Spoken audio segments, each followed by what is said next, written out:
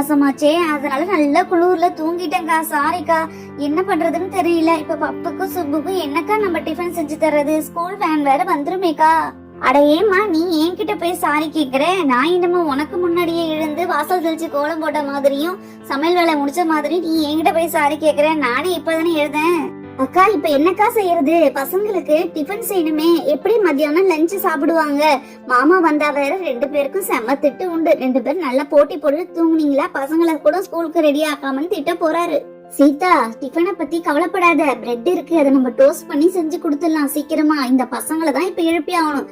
பப்பு, சுப்பு எழுந்துருங்க. School van வந்துரும். ஸ்கூலுக்கு ரெடி ஆகலையா? எழுந்துருங்க. ஏய் சுப்பு, எவ்வளவு எழுப்பினாலும் எழுந்திருக்காத.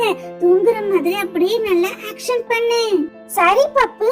அம்மாவும் சித்தியும் எவ்வளவு எழுப்பினாலும் நான் எழுந்திருக்கவே மாட்டேன். தூங்குற மாதிரியே நடிக்கிறேன் பாரு. சீதா,